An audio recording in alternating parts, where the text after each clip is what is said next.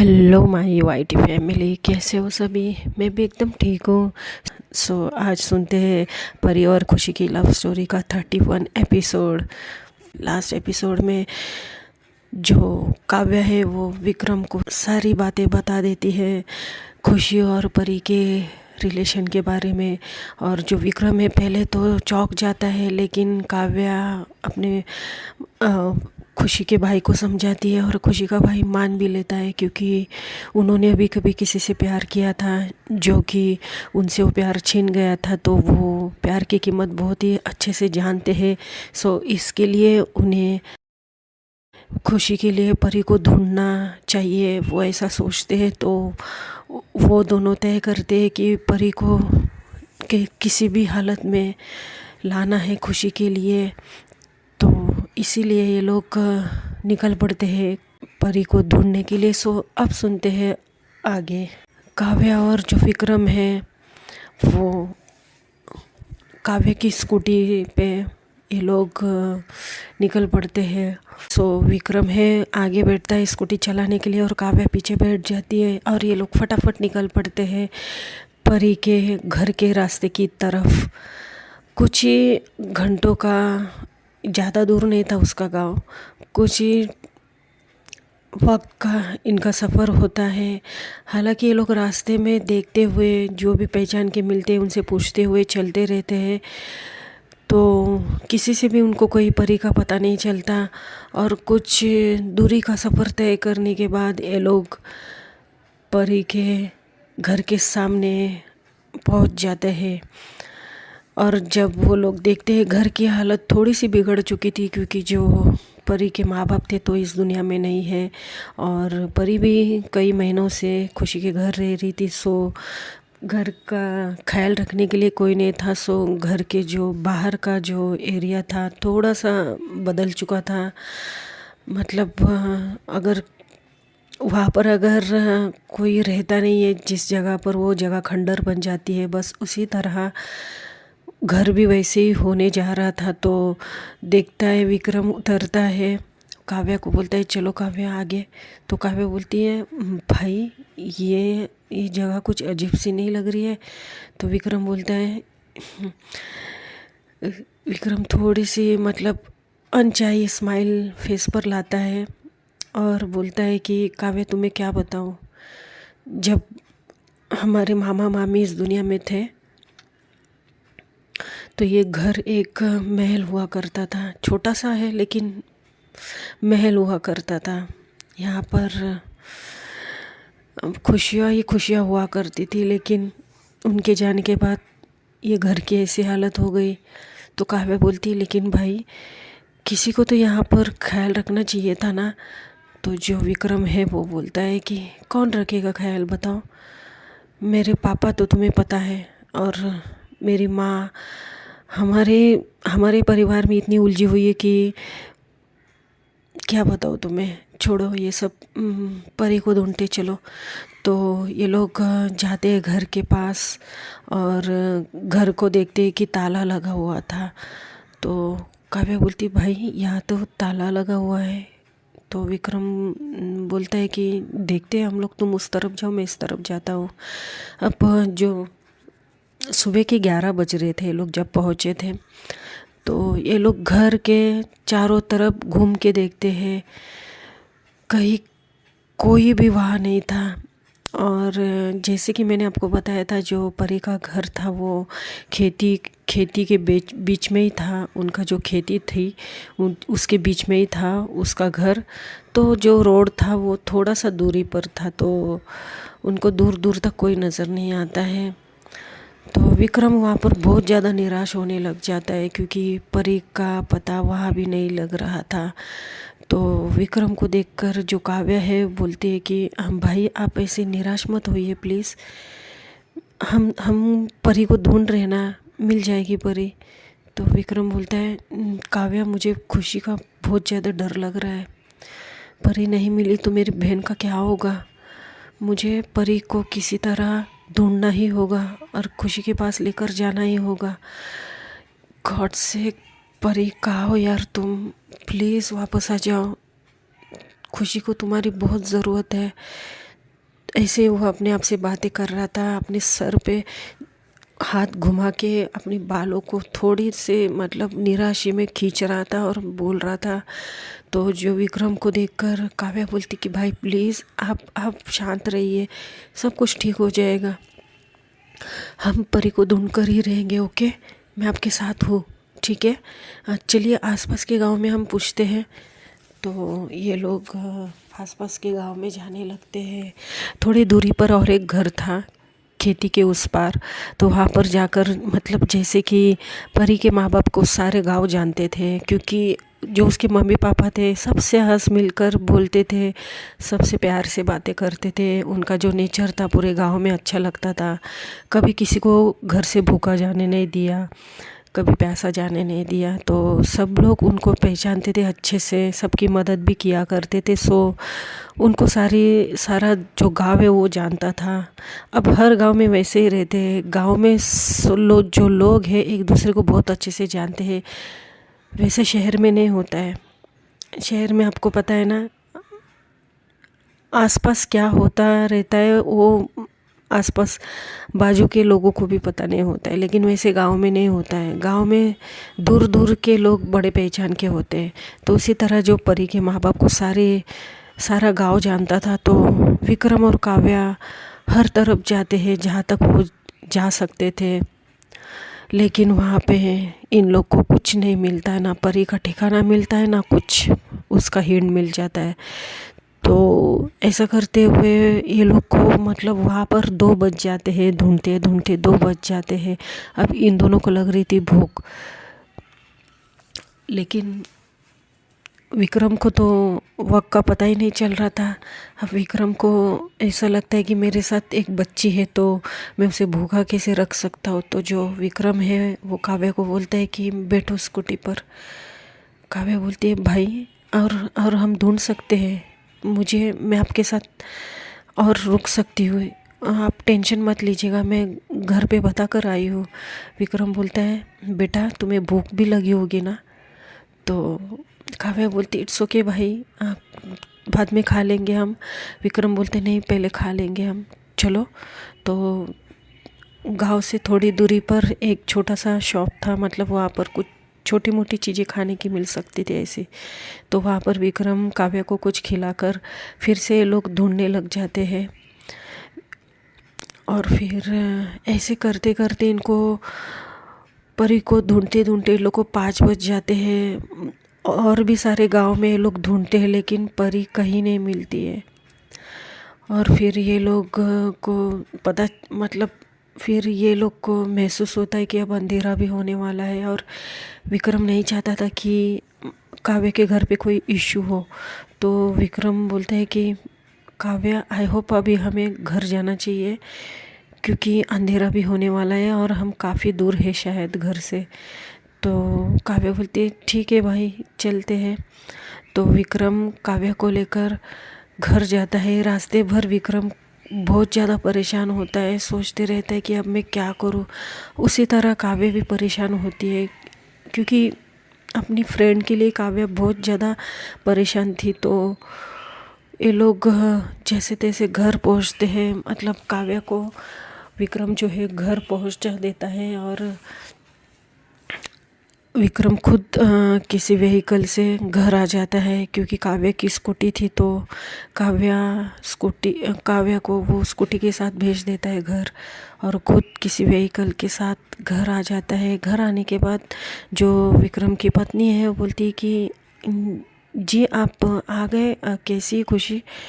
तो अब विक्रम को मन में सवाल उठता है कि अब मैं इस बात का जवाब कैसे दूँ।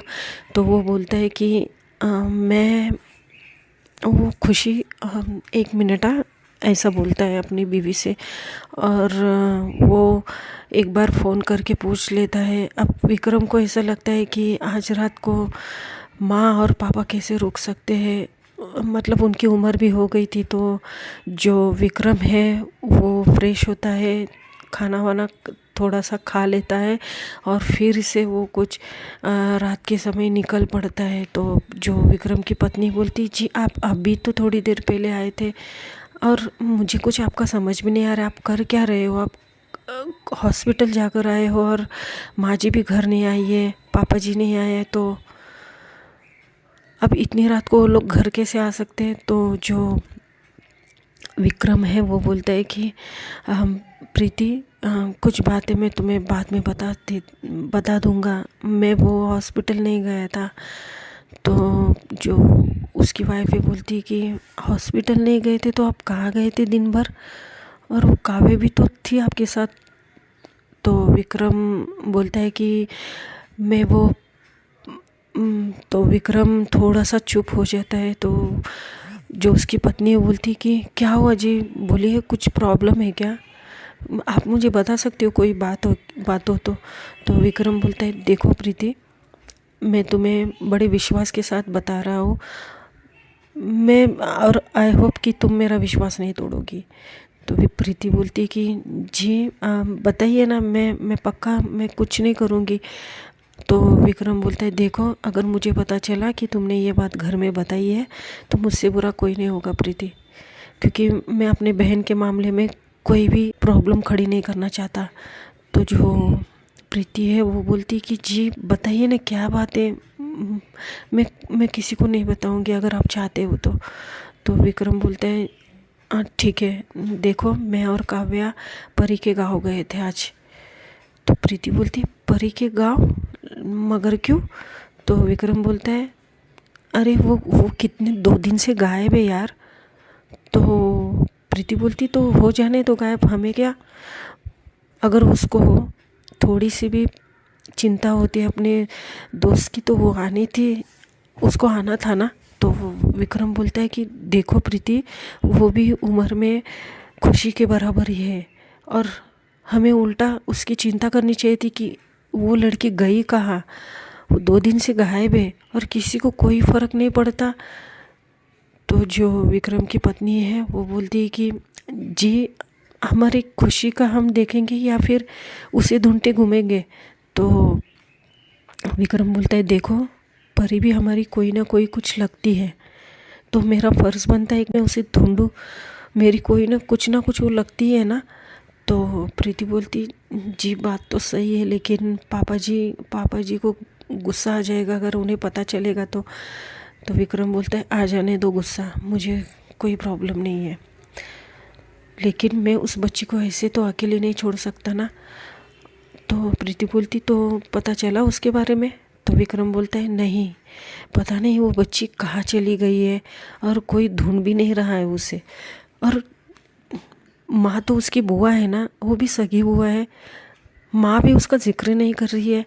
तो जो प्रीति है विक्रम की पत्नी बोलती कि वो ऐसा इसलिए होगा क्योंकि खुशी बेहोश है और उसके कारण माँ जी को थोड़ा सा परी पे गुस्सा होगा, शायद इसीलिए। तो विक्रम बोलता है मुझे उससे कोई प्रॉब्लम नहीं है, मैं उसे ढूंढूंगा और कल भी जाऊंगा उसे ढूंढने, और तुम किसी को कुछ कहोगी नहीं।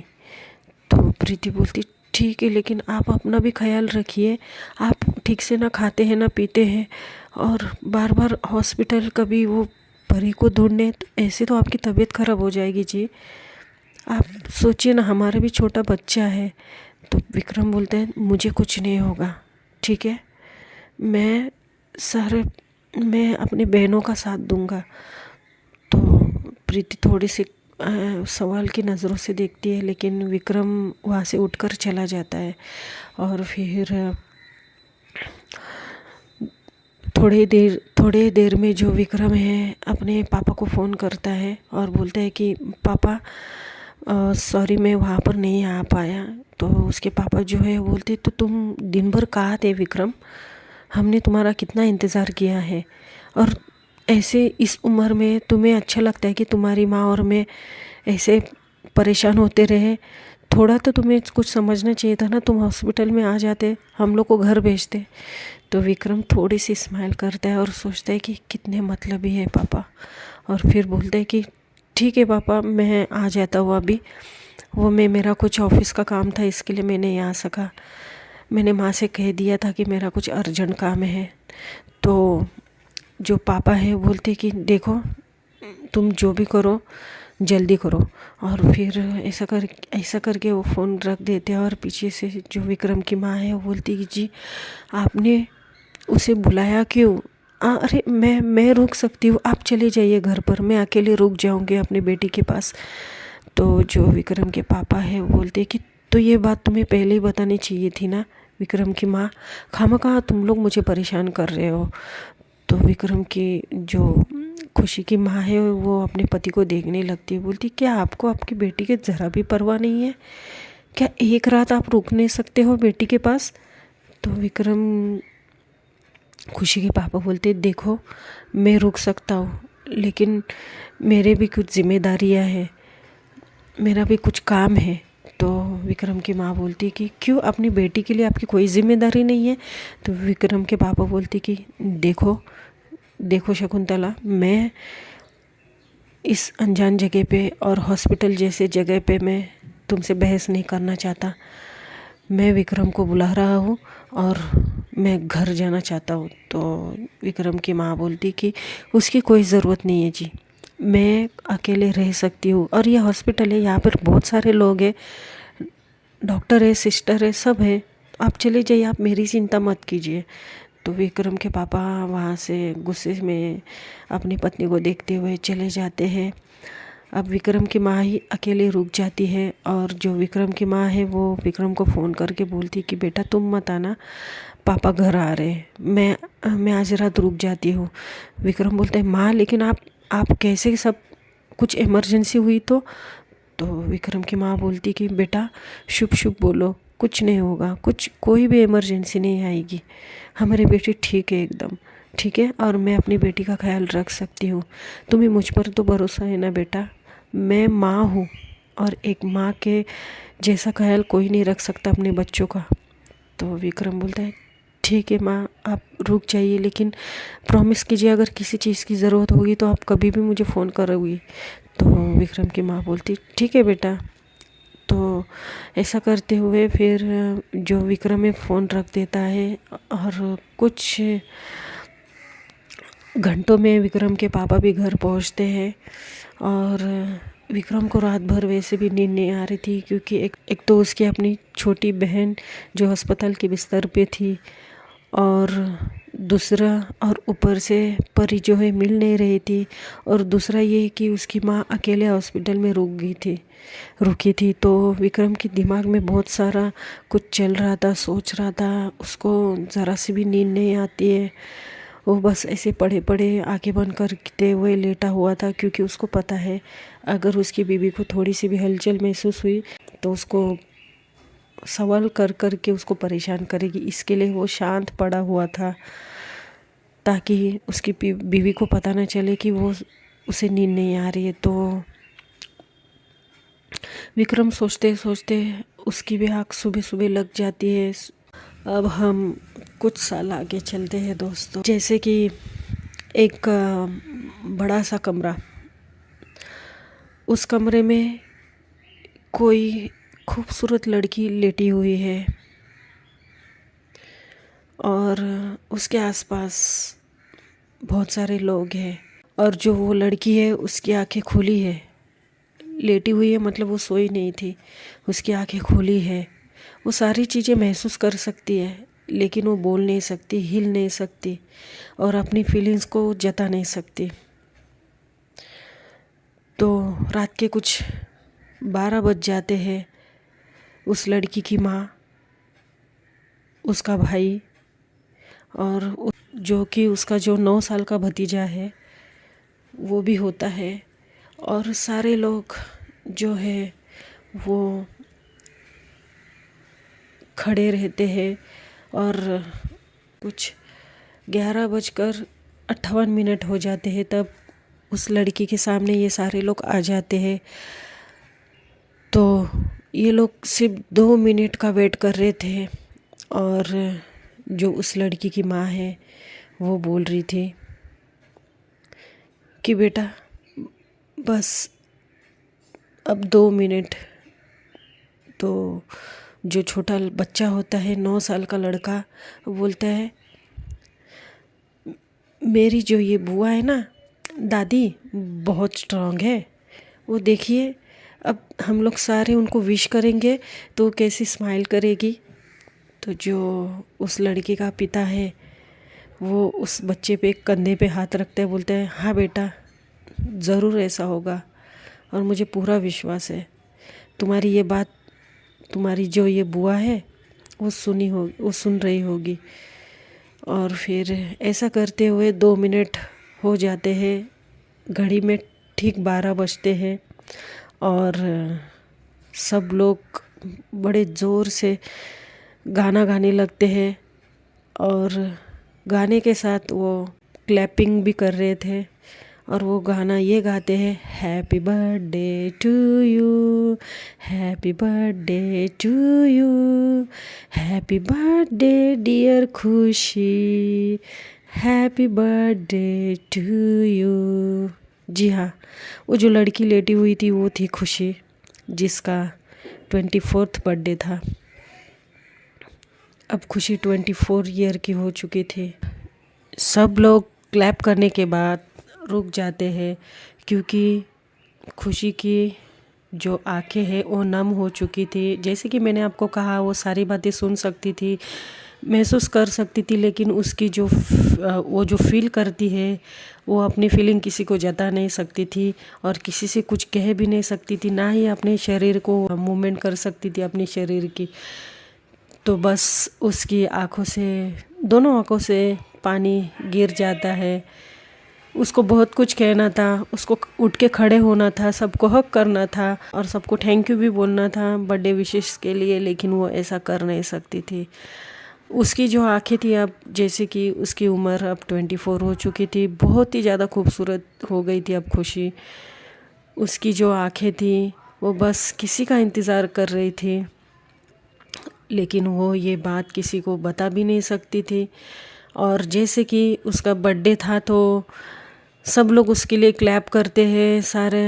जो है वो जो उसका छोटा भतीजा होता है, मैंने क्या नाम रखा था उसका मुझे याद नहीं, तो वो जो है वो खुशी का जो केक है वो कट करता है।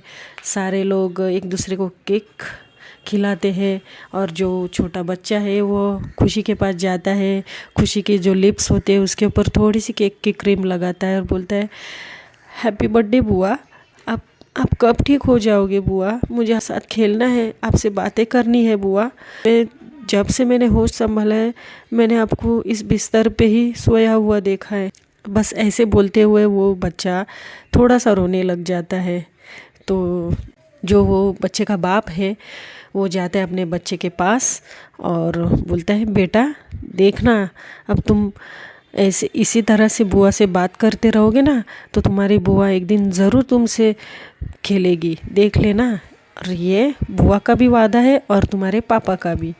जी हाँ, वो विक्रम था जो अपने बेटे को उम्मीद दे रहा था, क्योंकि विक्रम को भी पता नहीं था कि ये बात कभी सच होने वाली भी है, पता नहीं था। तो ऐसे ही इन लोग का जो है, जो खुशी का बर्थडे सेलिब्रेट हो जाता है। तो अब आगे का जो एपिसोड है वो नेक्स्ट एपिसोड में सुनेंगे। So if you like my story, like, comment and subscribe. Bye.